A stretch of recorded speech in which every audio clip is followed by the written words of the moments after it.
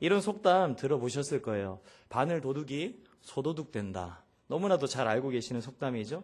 바늘같이 조그만 것 훔치는 사람도요, 시간이 더 지나면 눈에 안 보이는 바늘 하나 훔치는 수준이 아니라 눈에 너무나도 크게 드러나는 소 한 마리까지 훔치는 도둑으로 변하게 된다는 거죠. 작게 보이는 나쁜 습관도 방치하게 될 때에요, 그것이 자라서 큰 나쁜 습관이 되어진다는 속담입니다. 그런데 똑같은 바늘 도둑질을 해도요, 이 바늘 도둑질이 걸리는 사람이 있는가 하면 또 안 걸리는 사람이 있어요. 그렇죠? 그래서 똑같이 바늘 도둑질을 하는데 안 걸리는 사람, 바늘 도둑질에 성공하고 나면 이렇게 이야기할 수도 있습니다. 아싸, 안 걸렸다. 그죠? 그런데 똑같이 바늘 도둑질을 했는데 걸리는 사람이 있어요. 이 걸리는 사람은 뭐라고 이야기를 할까요? 아, 내가 왜 바늘을 훔쳤을까? 이런 이야기도 할 수 있겠지만, 다른 한편으로 왜 나만 걸릴까? 쟤는 안 걸렸는데 나는 왜 걸렸을까? 나는 진짜 운도 없다. 이런 생각이 들 수도 있다는 거죠. 그런데 과연 작은 나쁜 짓 처음 시작했을 때 걸리는 것과 안 걸리는 것 중에 운이 없는 경우는 어떤 쪽일까요? 물론 그 순간에는 안 걸리는 게 더 좋았다 생각될 수도 있겠죠. 그런데요, 안 걸린 그 사람은요, 안 걸리게 된 그 경험을 바탕으로 해서요, 이제 더 큰 도둑질에 대한 계획을 세우고 그것을 실행시키죠. 그러다가 이제 걸리게 됩니다. 그때 걸리고 나서는요, 벌금 물고 이런 수준이 아니라 감옥 들어가야 되는 그런 상황까지도 직면할 수가 있는 것이죠. 이처럼 바늘 도둑질하다 걸리는 것, 그죠? 바늘 도둑질하다 안 걸리는 것, 이 두 가지 상황 중에서 오히려 걸리는 편이 더 복되다, 우리가 그렇게 생각할 수 있을 것입니다. 왜냐하면 그때부터 정신 차리고 내가 도둑질 안 해야지 생각하면서 바르게 산다면 그것이 더 좋은 것이기 때문이죠. 잘못된 길로 가고 있을 때 이것이 잘못된 길임을 알고 빨리 바른 길로 갈 수 있는 생각이 우리 가운데 있었으면 좋겠고요. 혹 바른 길로 가야겠다는 생각을 못하게 된다면 사랑의 매가 주어져서라도 바른 길로 돌이켜 걸어갈 수 있는 저와 여러분들의 삶이 될 수 있기를 간절히 소원합니다. 그렇게 우리 삶에요, 선한 간섭, 우리 하나님의 간섭하심이 끊어지지 않게 될 때, 성령께서 늘 우리 삶에 간섭하셔서 깨우쳐 주실 때 우리 삶은 결코 실패자의 삶으로 치닫지 않을 줄로 믿습니다. 오늘 함께 본문에 우리 읽은 말씀은요, 분열 왕국 시대에 이스라엘에서 일어난 한 사건을 다루고 있습니다. 특별히 열왕기상 12장에 보면요, 통일왕국 이스라엘이요, 이제 분열하게 되죠. 남유다와 북이스라엘로 나눠지게 됩니다. 그리고 그 후로 열왕기에서는요, 통일왕국 이스라엘, 이제 남유다의 역사와 북이스라엘의 역사가 상호 교차적으로 계속해서 제시되고 있는데요.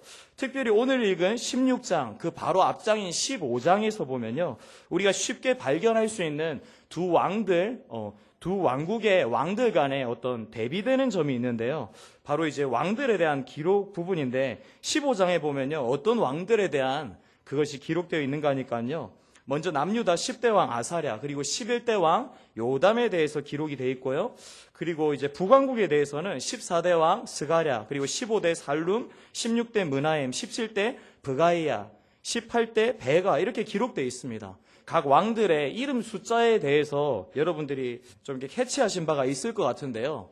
방금 말씀드린 거에서 이제 남유다 왕은 2명밖에 없었어요. 그런데 북이스라엘 왕은 무려 5명이나 등장했었다는 거죠. 그리고 15장에 나오는 실제 역사 기간을 따져서 15장을 해석할 때요, 남유다 왕은요 68년 정도에 2명 정도가 통치를 했습니다. 그런데 북이스라엘은 21년 정도의 기간에요 5명이나 통치를 했다는 거죠.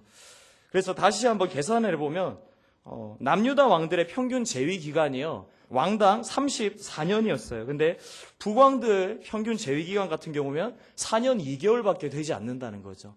따라서 남왕들의 재위기간이 북왕들에 비해서 거의 9배나 길었다는 것입니다. 아니, 왜 북이스라엘의 왕들은 재위기간이 이렇게 짧았을까? 북이스라엘에서 나는 음식들이 좀 이렇게 안 좋았을까? 그래서 건강이 안 좋아서 단명했던 걸까? 그렇지가 않습니다. 북이스라엘의 왕들이 짧은 시간만 재위를 하고 자꾸 바뀌었던 이유는요, 초대왕 여로보암이 범했던 우상숭배의 죄에서 그들이 떠나지 않았기 때문인 것입니다. 그래서요, 북왕조 역사에서는 어떤 일이 있는가 하니까요, 신하에게 살해를 당하는 그런 일들이 자꾸 일어나고요, 전쟁터에 나갔다가 전사하는 일도 있습니다. 그런가 하면 비참하게 자살하는 일도 있어요. 그렇게 끊임없이 비극적인 일들이 북왕조에 있었다는 거죠. 반면 남유다 왕들은요, 북이스라엘에 비해서요, 비교적 간간히 선한 왕들이 많이 일어났습니다. 그래서 그때마다 그 왕들이 바른 길을 쫓아서 행했고요, 그것으로 인해서 비교적 안정된 역사가 이루어졌던 것이죠. 그런데 오늘 읽은 16장에 이르러서요, 남유다 왕조의 전통적 이제 흐름이 급격하게 무너지는 것을 우리가 볼 수가 있는데요. 16장에 등장하는 남유다의 한 왕을 통해서 그렇습니다. 이 왕의 이름이 뭔가 하니까요, 바로 아하스라는 왕입니다. 아하스. 한 번 정도 들어보신 분들 계실 거예요. 아하스.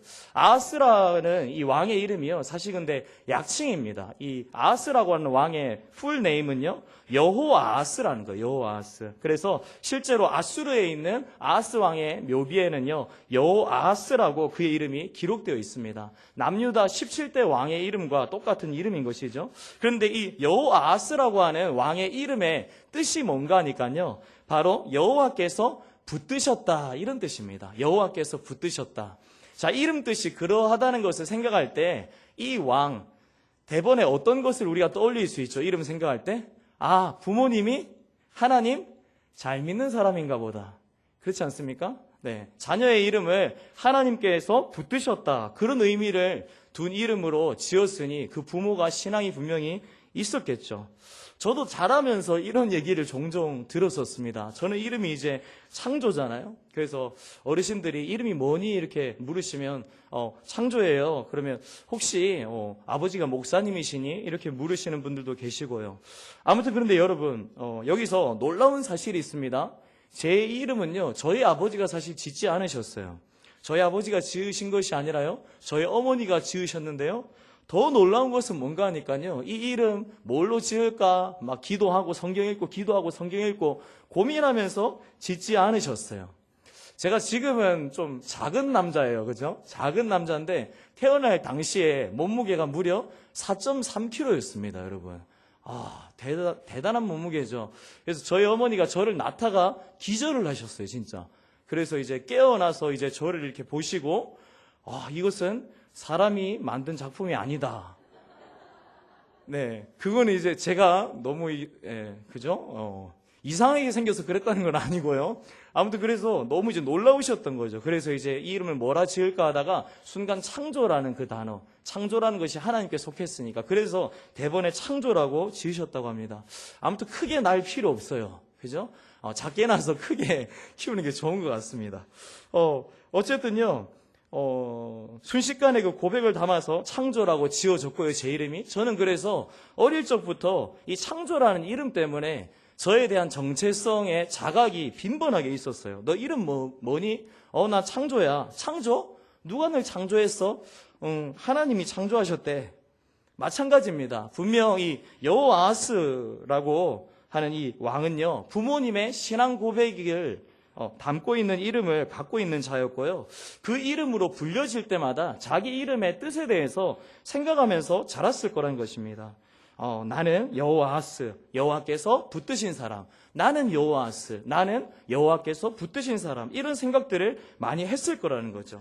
그렇기 때문에 이런 여호아하스라고 하는 왕이 이룬 업적은요, 뭔가 하나님의 손에 꽉 붙잡힌 사람이 이룰 수 있을 것 같은 그런 업적인 어떤 기대감이 우리 가운데 생기게 되죠.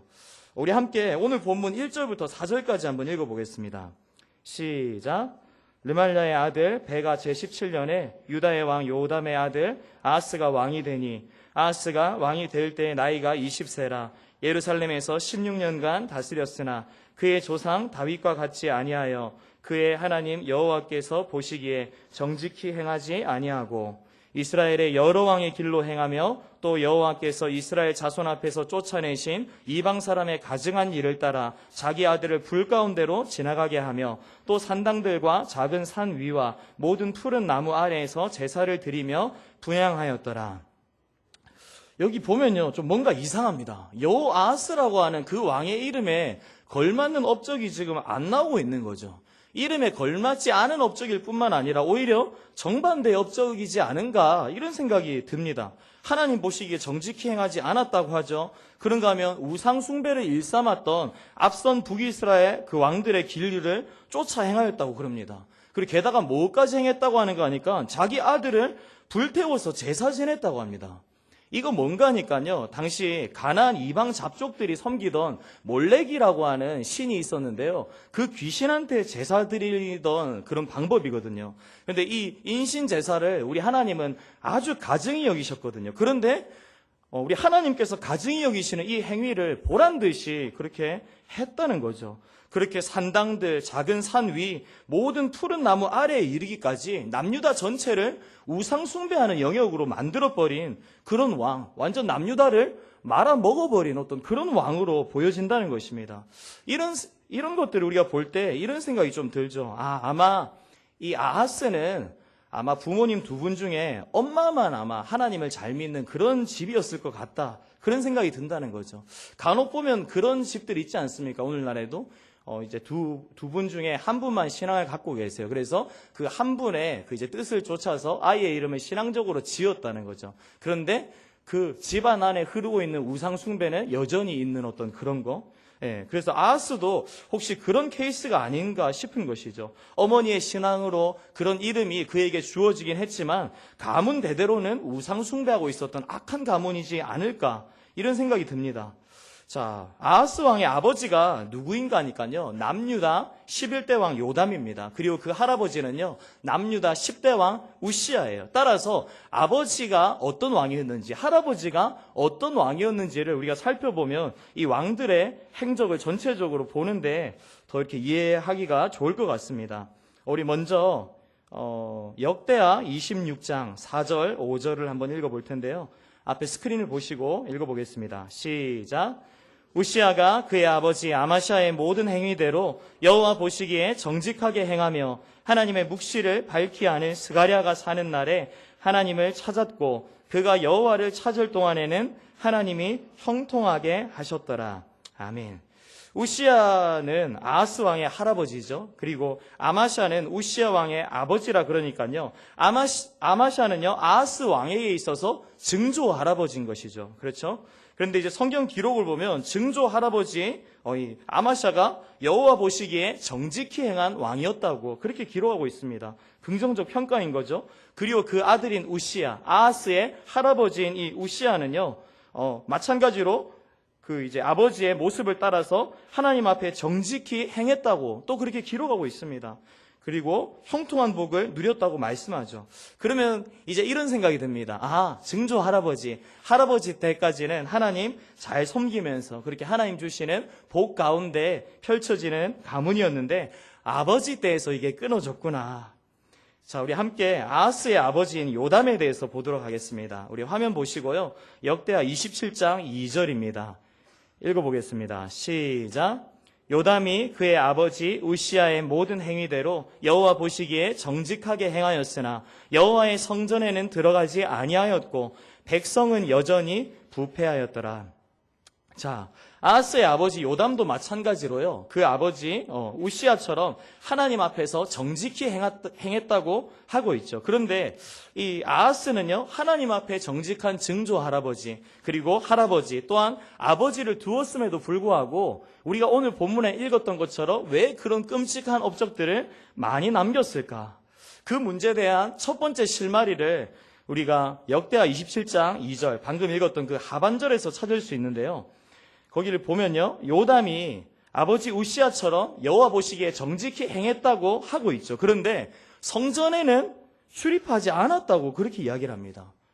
뭐 때문에 성전에 들어가지 않았을까? 아무튼 그렇게 왕이 성전 출입을 제대로 안 하니까요, 백성들도 성전 출입하는 데 있어서 소홀해지는 것이 자연스러운 흐름이죠. 그렇게 예배를 드리려고 모이는 것에 힘이 실리지가 않고 자연스럽게 백성들은 하나님의 말씀과 멀어져서 죄 지으면서 지멋대로 살아가고 그렇게 부패하는 게 당연하다는 것이죠.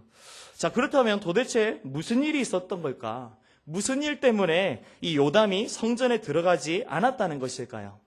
자, 우리 그의 아버지 우시야에게 있었던 일 때문이라고 우리가 그렇게 볼 수 있는데요. 역대하 26장 16절을 한번 읽어볼게요. 함께 읽어보겠습니다. 시작. 저가 강성하여 짐에 그 마음이 교만하여 악을 행하여 그 하나님 여호와께 범죄하되 곧 여호와의 전에 들어가서 향단에 분향하러 한지라. 아멘. 우시야 왕이요, 하나님을 경외하는 왕이었다 그랬어요. 진실되이 행했던 그런 왕이 확실합니다. 그게 성경 기록이에요. 그런데 그렇게 과거에 하나님의 도우심과 은혜 가운데 블레셋과의 잦은 전쟁에서 승리를 일구어냈고 암몬 사람들에게도 조공을 받고, 그죠? 그의 이름이 애굽 변방까지도 이렇게 널리 알려졌다고 성경이 기록을 하고 있습니다. 그리고 광야에 망대를 세우기도 했고요. 그런가 하면 물 웅덩이를 많이 파는 등 농업 진흥책을 훌륭하게 일구어내서 그로 인해서 나라를 부강하게 만들었던 훌륭한 왕이었어요. 그런데 여러분, 여기서요, 우리가 조심할 게 있는데요. 잘 되고 잘 될 때 사람이 극히 조심해야 될 것이 무엇인가? 그것이 바로요, 교만이라는 것입니다. 교만. 이 우시야 왕이요, 잘 되고 잘 될 이때, 그때 마음이 교만해져서요, 말년에 어떤 일을 했는 건가 하니까요, 성전에 들어가서 자기가 범하지 말아야 될 어떤 것을 범했어요. 그게 무엇인가 하니까 성전 안에서 제사장만이 담당할 수 있는 분향하는 일을 그가 스스로 범했던 것이죠. 당시 성전에서 분향하는 것은요, 제사장 외에는 범접할 수 없는 아주 신성한 것이었어요. 그런데 마음이 교만하여진 우시야 왕이 자기가 뭐라도 되는 듯이 거기 가서 제멋대로 분향하는 일을 자행했던 거죠.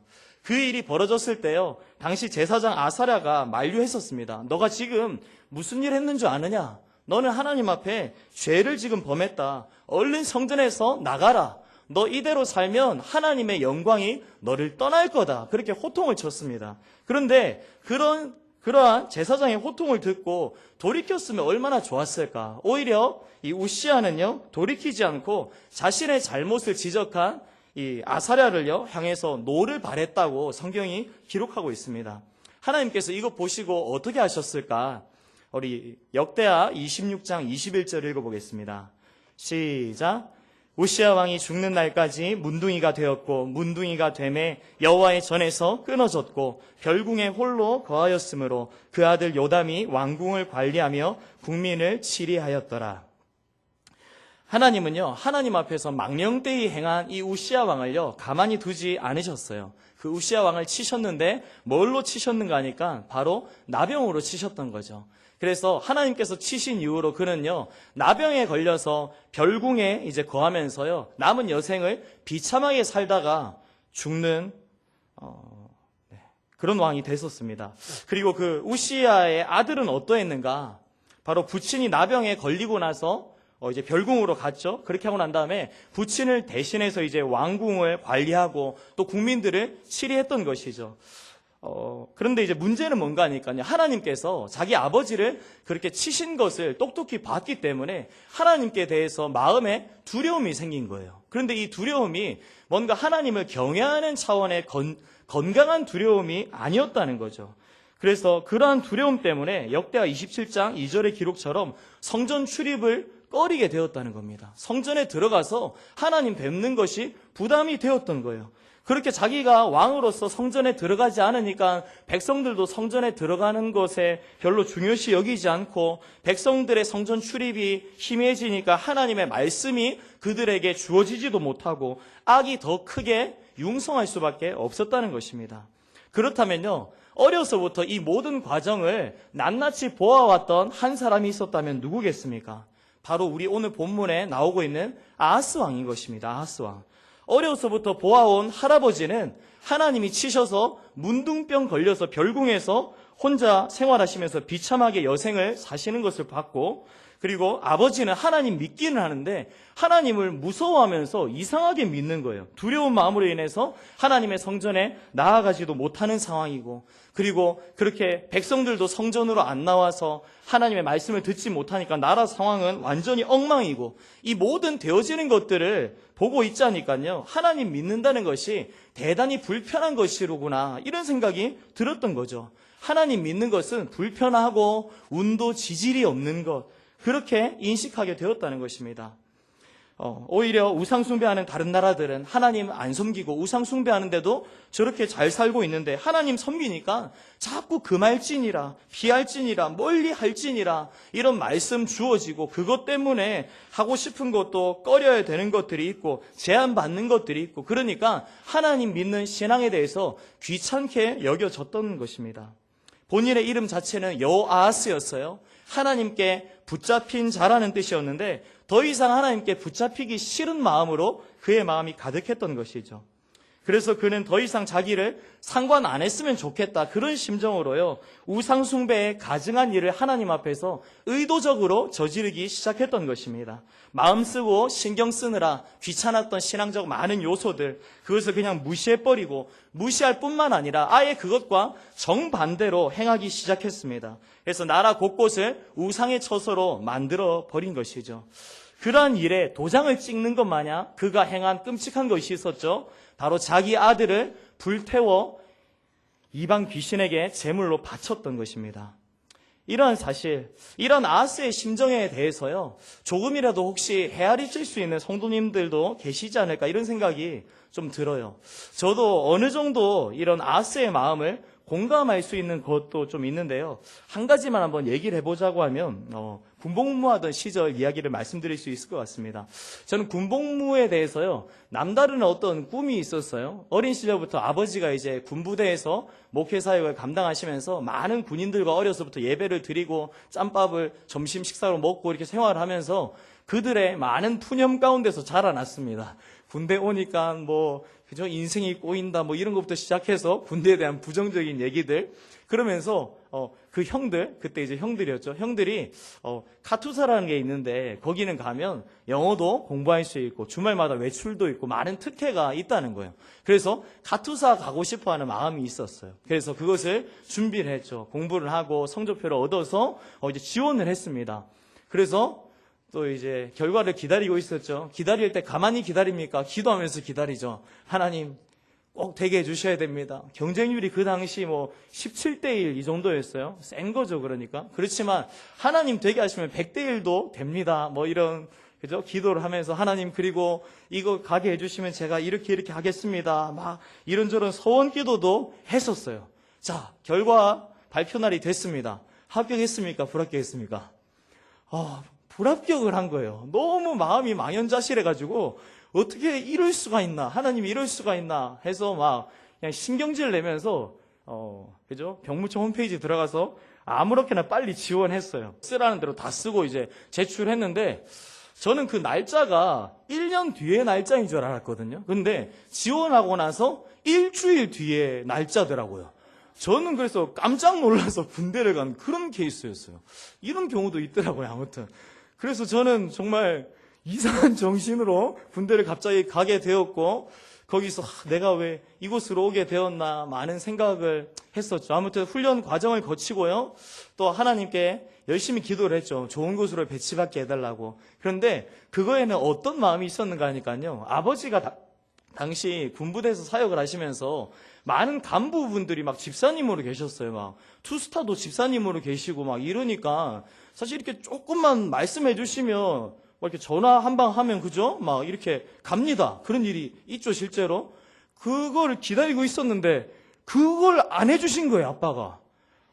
아빠에 대해서 원망이 큽니다, 그죠? 그런데 이제는 어떤 결과를 맞이했는가 하니까 전경으로 차출이 된 거예요, 제가. 이거는 어떻게 되는 건지 인생이 나락으로 떨어지는 기분이었어요, 순간 진짜. 그래서 또 열심히 기도했죠. 하나님, 저는 데모 막는 거 절대 체질 아닌 거 아시죠? 저는 경비 가야 됩니다. 국회 경비대가 있다고 들었는데 거기 가게 해주십시오. 2주간 후반기 교육 받으면서 열심히 기도했죠. 그런데 하나님이 거기 안 보내주시더라고요. 진압중대로 보내주시더라고요. 제대로 걸린 거죠, 그죠? 이제 데모 막는데. 자대 배치를 받았는데 너무 무서웠어요, 저는. 너무 이게 분위기가 험악하고, 그리고 예배가 없었어요, 저희는 정말. 일주일에 이렇게 예배 드리고 이러는 게 없었어요. 종교 외출 이런 것도 안 주더라고요. 그리고 부대 안에서 이렇게 끼리끼리 모여서 예배를 드린다든지 이런 분위기도 전혀 안 되고, 왜 이렇게 이상한 군기는 많은지, 잘 때 목 들고 자라 그러고, 이상한 것들 있지 않습니까, 진짜? 그리고 뭐 관물대 안에 집어넣어서 거기서 잠자게 하고 이런 것들도 있었어요, 진짜. 너무 끔찍한 지옥 같은 현장을 보면서 하나님께 대해서 원망, 아버지에 대해서 원망, 아무튼 그런 것들로 마음이 완전히 좀 이렇게 삐진 거죠. 완전 삐지고 돌아서 버린 겁니다. 게다가 첫 외박 이제 나가야 되는 시점에서 그 중대 사고가 터져서 외박이 계속적으로 정지되는 거예요. 아니 첫 외박 나가야 되는데 그것도 계속 밀리니까 원망, 불평 꽉 차게 된 겁니다. 마침내 외박을 나가게 됐어요. 예배 드리는 날이 있어가지고 주일날 예배를 드리러 갔죠. 예배 드렸지만요, 다른 때 같으면 축도 끝나고 후주 다 끝날 때까지 눈 감고 있다가 천천히 나옵니다. 그런데 후주 끝나자마자 쏜살같이 나왔어요.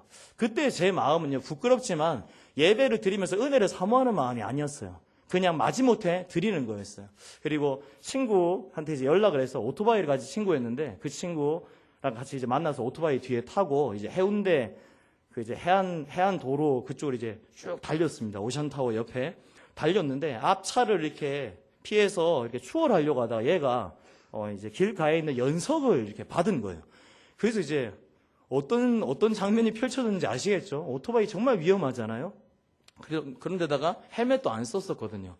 순간적으로 몸이 튕겨져 날아갔죠. 너무 이제 충격이 심하니까 한 10초, 20초 정도는 그냥 멍하더라고요. 아무 생각도 안 들고. 그러다 이제 정신이 들고 봤더니 이제 팔꿈치가 다 까져 있고 무릎도 까져 있고, 다행히 근데 머리를 들이받지는 않았어요. 그 옆에 이렇게 돌 같은 것도 있었거든요. 들이받지는 않았고, 그리고 이제 샌들 끈이 다 이제 끊어져 버리고. 그 순간에요. 그런데 하나님의 너무 또렷한 음성이 제 가운데 들리는 거예요. 창조야, 너 그러면 안 된다. 그만해라.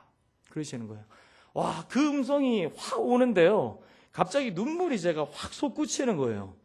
정말 하나님이 저에 대해서 상관 안 하고 계신다는 그런 생각 속에서 원망, 불평으로만 그냥 가득 차 있었거든요.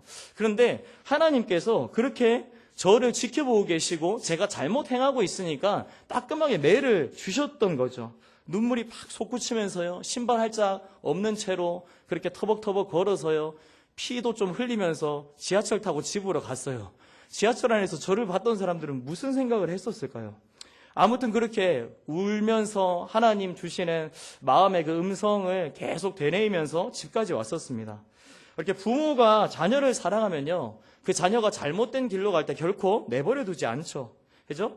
반드시 매를 들어서라도 바른 길을 가게 하려고 합니다. 마찬가지입니다. 우리 하나님도 당신의 자녀된 하나님의 백성들을 향하여서 그런 마음이시라는 거죠. 하나님께서는 삐뚤어진 마음으로 잘못된 처사를 범하고 있는 그런 아하스 왕을 보고만 있지 않고요, 징계의 매를 대세요. 그것이 무엇인가 하니까 북이스라엘과 아람 연합군을 통해서 이제 남유다에 쳐들어가게 하신 거죠. 남유다를 그렇게 치게 하심으로써 징계의 매를 대셨던 것입니다. 그런데 안타까운 것은 그런 하나님의 징계의 매가 주어졌을 때 내가 잘못 행하고 있었던 것이구나, 내가 이제는 돌이켜야지, 그렇게 하나님께 돌이킬 기회로 삼으면 좋은데 오히려 이 아하스는요, 그때 하나님께 돌이키기는커녕 만나게 된 위기의 상황을 인간적 술수로 모면해 보려고 했다는 것입니다. 그래서 이방의 다른 강대국인 아수르에게 손을 뻗쳤다는 거예요. 그래서 아수르의 도움을 얻으려고 성전과 왕궁에 있는 은금을 다 갖다 바치죠. 그렇게 아수르를 힘입어서 위기를 극복했었어요. 그리고 또 어떠한 일을 범했는가? 오늘 본문 10절입니다. 10절 읽어보겠습니다. 시작. 아하스 왕이 아수르 왕 디글랏 빌레셋을 만나러 다메섹에 갔다가 거기 있는 제단을 보고 아하스 왕이 그 제단의 모든 구조와 제도의 양식을 그려 제사장 우리아에게 보냈더니, 이제는요, 아수르에 있었던 우상 숭배용 제단, 그것의 구조와 제사 제도에 대해서요, 다 파악해서 남유다에 접목시키려는 그런 일을 지금 계획하고 있다는 것입니다. 하나님께 속하는 것이 마음 불편하고 운수 없는 일이라고 여겼던 까닭에 정반대로 세상을 택했고요, 이방의 강대국을 의지하고 또한 그 이방 안에 깃들어 있는 우상 숭배를 더 철저하게 따라함으로써 완전히 마귀에게 속하게 되고 마귀의 종노릇을 해버리고 마는 존재가 되었다는 것입니다. 사랑하는 여러분, 오늘 이 세상을 살아가고 있는 우리의 모습은 어떠합니까? 비록 아하스와 같이 하나님을 표면적으로 부정한다거나 보란듯이 하나님 앞에 불평불만 쏟아내며 잘못된 길로 행하고 있지는 않다 할지라도 하나님께 속하는 것이 때때로 불편하게 느껴지는 인생들이진 않습니까? 마치 하나님께 붙잡혔다는 의미의 이름을 가졌던 이 여호아하스와 같이 그런 이름은 갖고 있지만 그것 자체가 대단히 부담스럽고 불편한 것이라는 판단 가운데서 하나님을 떠나고자 하는 마음을 한 번씩 품을 때도 있진 않은가. 오늘 우리에게 주신 그리스도인이라는 이 호칭이 우리 가운데 부담스럽고 불편할 때는 없는가 하는 것입니다. 그런가 하면 우리 각자 이름 뒤에 붙어 있는 또한 교회에서 허락된 직분들이 있죠. 그런 직분들이 나를 답답하게 구속하고 있다. 그런 식으로 느껴질 때는 없었는가? 장로기 때문에, 권사기 때문에, 집사기 때문에, 그런가 하면 교역자이기 때문에 내가 그 타이틀 때문에 마지못해서 내가 하고 있는 그런 영역은 없는가 하는 것입니다. 소원하기는요, 우리에게 허락된 칭호와 각양 직분들이요, 가져다준 영역들이 우리에게 불편함으로 다가오지 않게 되기를 간절히 소원합니다.